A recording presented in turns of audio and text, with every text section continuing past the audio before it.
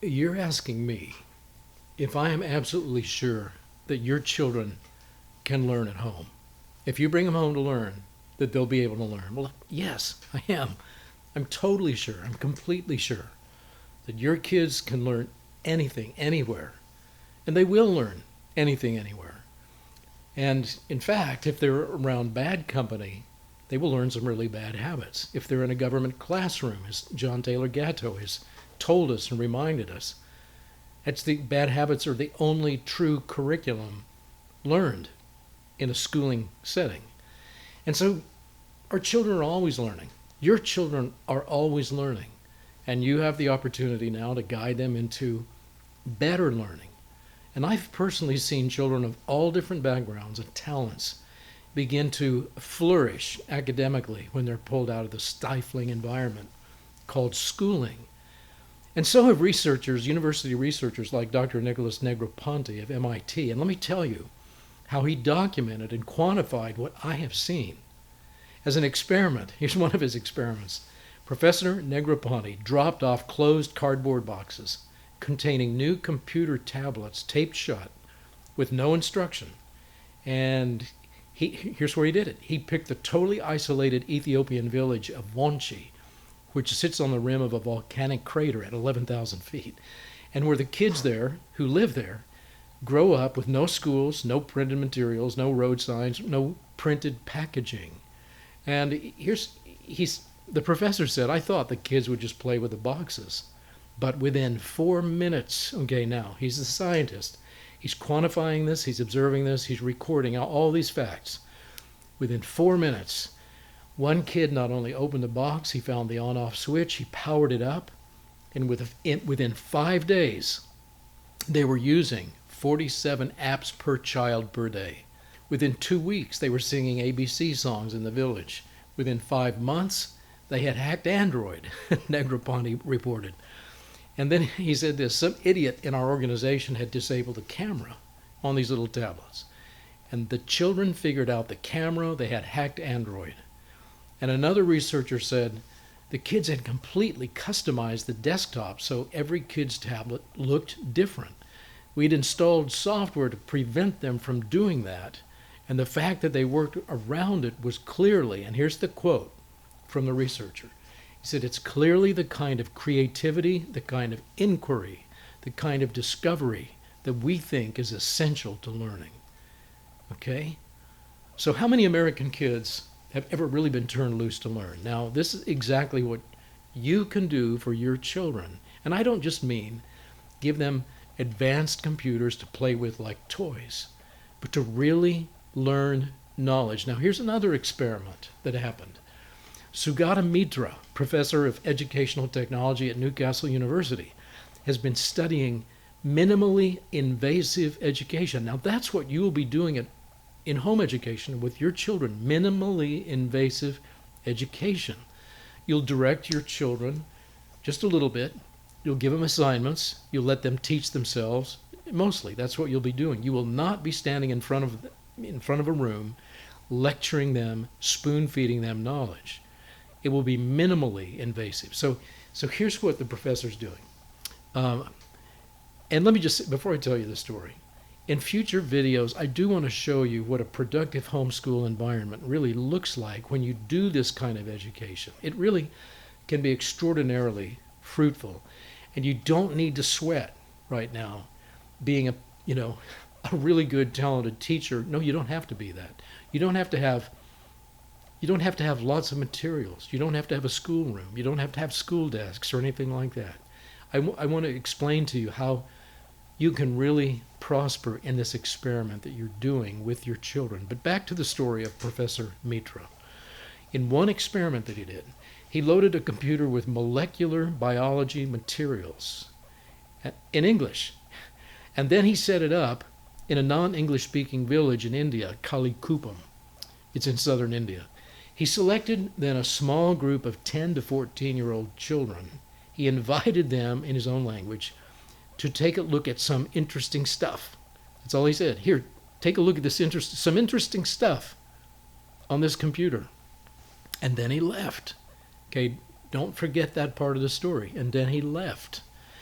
And over the next 75 days, the children worked out how to use the computer and then began to learn English, which is not an easy language for people in India or anywhere else to learn. English is a hard language. And then the children began teaching themselves molecular biology.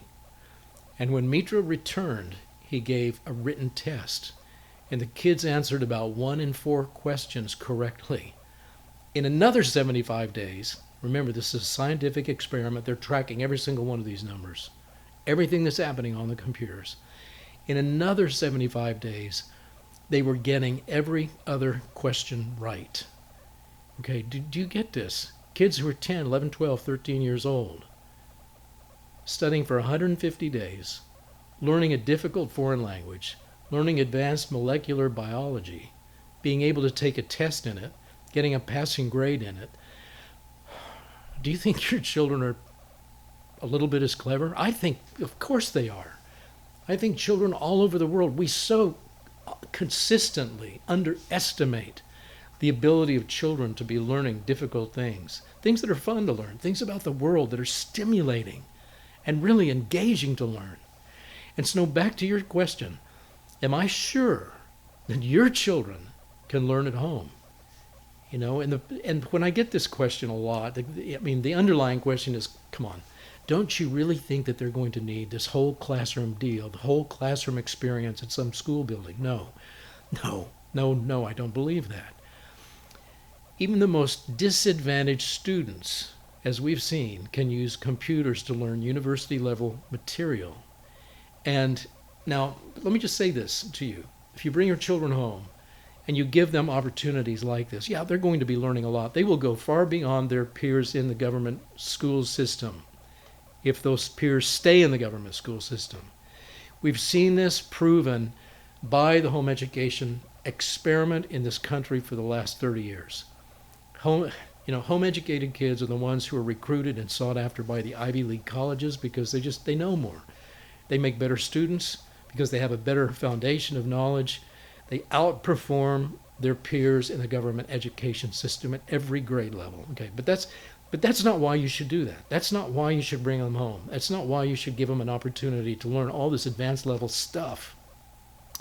And I think C.S. Lewis put the caution really well when he said, education without wisdom and values, as useful as it is, seems rather to make a man a more clever devil.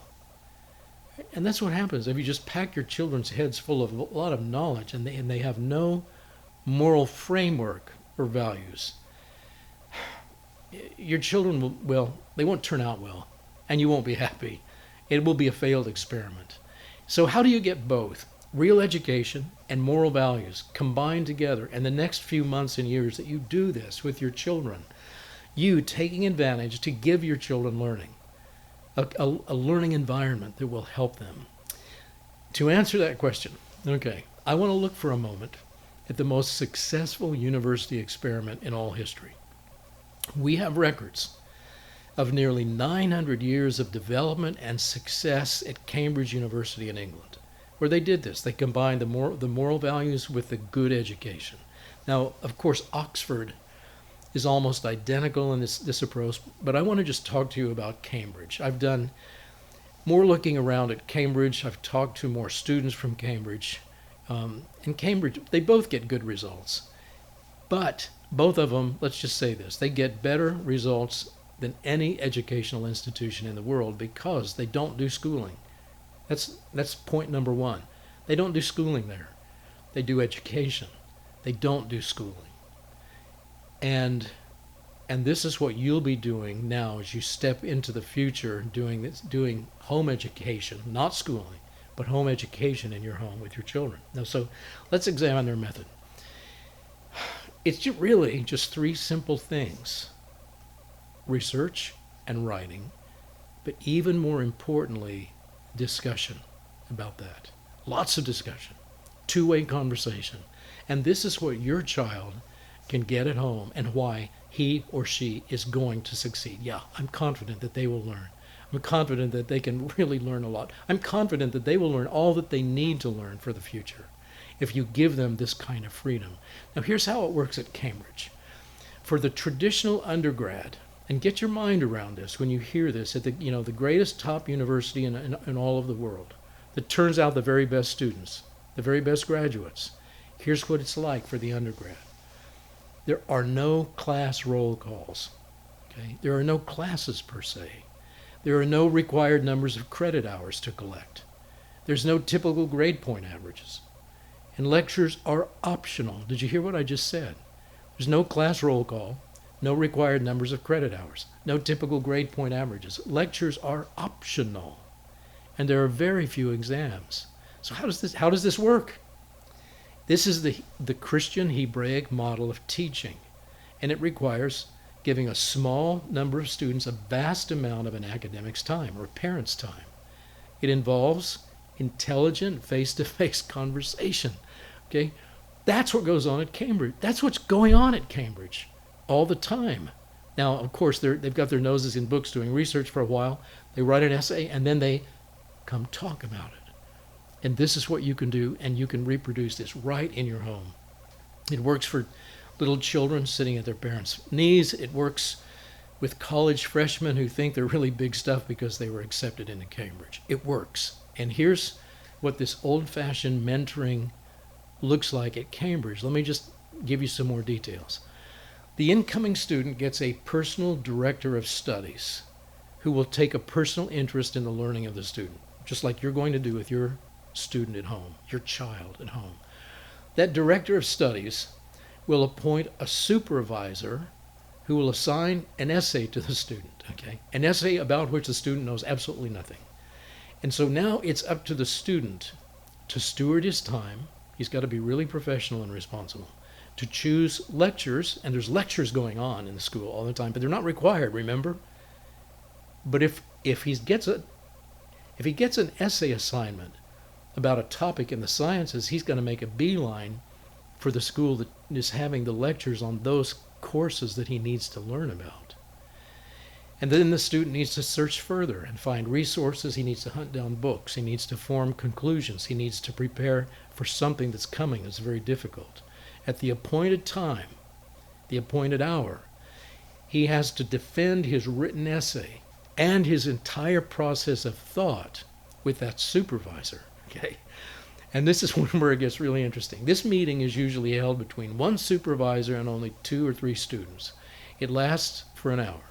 So there's nowhere for an unprepared student to just hide. I mean, if he's not going to do the work, if he's not going to show up, if he's not going to be ready to present himself to the supervisor, he'll need to just leave the school because he's not cooperating. He's not getting with the program.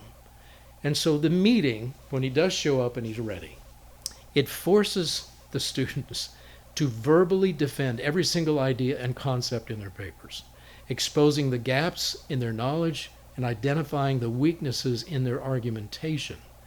And then, okay, that's what happens for that hour. That's what he's doing. He's doing battle with the supervisor who's asking him. Let me get into a little bit more detail. And so while the student's reeling and trying to recover from all this experience of debating, as a novice, this master in the field, it's on to the next demanding assignment, the next round of exploratory research and the writing of a new essay and a new argument for the tackling of a new set of questions and preparing to meet with the supervisor again the next week with a new essay. So the supervisor will then read this new paper, the new essay, and then again force the student to defend his every thought with a solid apologia, a solid defense and sound arguments. And it is these sound arguments that begin building a mind capable of sound thinking and sound learning. And I'll just tell you, when you're thinking about your student doing this or trying to do it with them, they're not going to be able to do very well. Neither do the young students at Cambridge. They are decimated in these first meetings. They begin to realize they can't even do it. They can't argue. They can't think straight. And the supervisor points it out to them and how they can get better. This ancient discipleship method is really highly effective because of the way thinking is stimulated and then guided primarily through this two-way conversation with a supervisor. two-way conversation. The best supervisors can really be highly demanding. One student said that his supervisor invested 20 hours exploring the vast wildernesses of my ignorance, is the way he put it. So how does the supervisor do it? He reads the student's essay, and he just gives him questions like this. Why in the world did you say this? And then the student has to defend why he said that. And after dozens of these encounters, these meetings with these different essays, answering the demand to just, would you please just think about what you said here? Now, why would you say this? Why would you say something that is so incoherent or illogical? And the student, well, he needs to either defend it or change his position or realize that he really did not think it through. So the student then is forced to confront his own ignorance or his own lack of morality or his weak analytical skills or his inadequate arguing abilities. And you know what? Every single new student has all these shortcomings. His lack of resourcefulness in studying. He also really has to quickly improve on his communication and the intelligent defense of his ideas. And you know, it's really amazing how quickly a student can develop when you simply do this and you help the student think through these things and grasp how little they truly understand the world. But as he continues to be informed and sharpened and studies more and he talks to more people, he goes to more lectures, he interacts with people at the university, he learns. And he learns to assimilate large amounts of new learning. And he has to on the deadline, in time for the next deadline. And the more he does this, the closer he gets, not only to knowledge, but to this wisdom, this precise communication that really is required if one is to be sound in learning, a sound learner. And this is what you could begin to build in your home. And really, you might be thinking to yourself, there's no way I could do it. I don't know any of these things. Well, you can at least do this with your child. Ask him to defend what it is that he's writing because you've given him assignments. And maybe your child is smarter than you are and much more studied in this one topic. You can still ask him the questions about these things, what they are learning. Converse with them continually. Now, I want to dive into this a little bit more. I want to show you more what this looks like. I want to tell you a story about how I began to do it with one of my daughters and what that looked like, what it did for her in part 2 tomorrow.